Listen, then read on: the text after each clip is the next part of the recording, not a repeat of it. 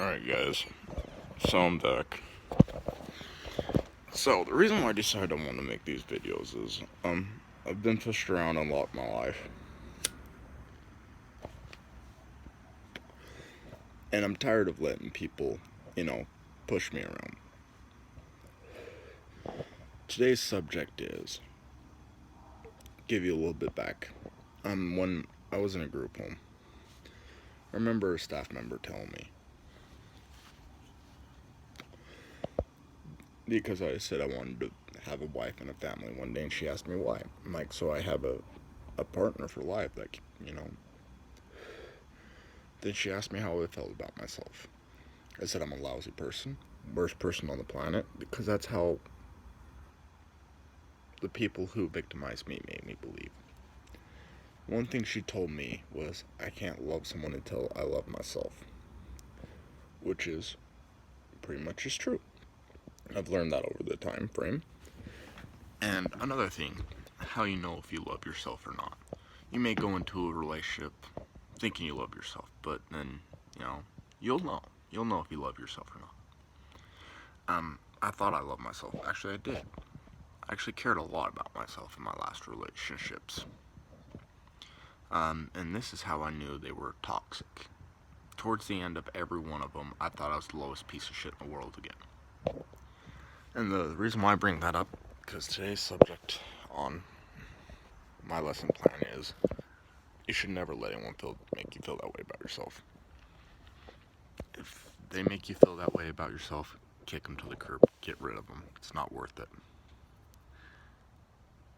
So, I know I just got out of a relationship, and, who knows if I'll ever be in one again. If it's my way, I don't want one. I want to be out helping people. I don't want to be tied down anymore. So, that's my choice. And one day, if I do find love unexpectedly, will I turn it away? Who knows? Hopefully not, but you never know. And I know in my last relationship, I was holding on to it tightly, even though I didn't want to. And it's because I'm really close with someone, and I didn't want them to feel like I would never change. And which is just because I lost touch with that person because of the stuff they were doing to me, doesn't mean I shouldn't have been afraid to tell that person everything that was going on. For flipping Christ's sakes, I call her my twin. Even though we were born on different days, different year, anyone that you talk to, if we were to say you didn't know us, we were to tell you we were twins, you'd probably believe it for a long time until you learned our birth dates and all that. Because that's how much alike we are. And I was too afraid to tell her. And I lived a lot of my life in fear. And lived. I'm tired of it. So, and when I got the courage to tell my twin, how I felt, what was going on, it wasn't the way I thought it was going to be. She just told me, it's your choice. If that's how you feel inside, that you don't love yourself anymore, you need to let that go. So, if you're holding on to something for approval, and it's a loved one you're trying to get approval for, trust me, sit down and talk to them. If you're miserable, they'll understand. And if they don't, they're not that important to you, trust me. Me, I have 3 sisters, 1 brother, 4. But it's because I will always consider my foster family my family. Even though I screwed that up. That's my fault. I live with my consequence of not being able to talk to them again. Even though they were a big part of my life. I love them to death. They were the ones that taught me to love myself. They were the ones that taught me I was a good person. Yeah, there's a lot of things I do nowadays that people would question. But you know what? The way I do things in my life is my way. It's my way of coping with things. Is it a little messed up? Sometimes, maybe. But I owe everything to my foster parents. Even though I fucked up so much. And I owe everything to my two best friends. One's currently sitting out at the state coop. I miss him. And my roommate. And his family. You know, my two best friends could have given up on me at any point in time. They should have. But they didn't.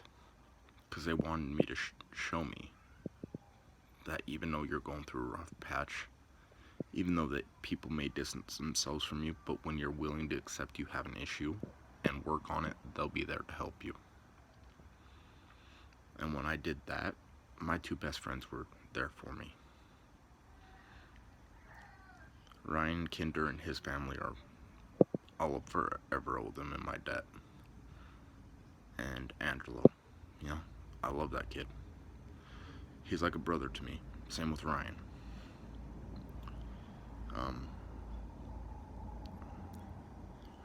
So, the past, 2018 started out rough. Got into several disputes with my biological dad. Then in November 2018, without even knowing, I guess they picked up charges on something I didn't do. 2019, I guess I had a court date when Corey, my biological dad, was talking to me and never filled me in that I had a court date with them. Ended up getting a warrant out for my arrest, found out about it, took care of it. Still fighting that case.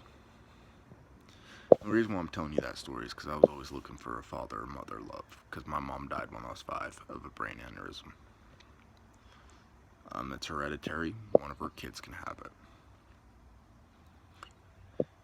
But I never had a parent after I was 5. You know, to this day, I will always call him my dad. Because you know what? He gave me the greatest gift of my life. And that is to be here in this life. Anything other than that, never been around for it. And then he always got upset when my grandparents would come see me, and he wasn't able to at that point. And, you know, it was because of him. It was his consequence. The state stopped him because of all the damage it was doing to me. He'd always make promises to come see me when I lived closer. Then they moved me further away and told him he was not allowed to see me. That's his problem. He always caused a mental abuse. I always felt like I deserved it when I didn't. So, I'm here to tell you guys.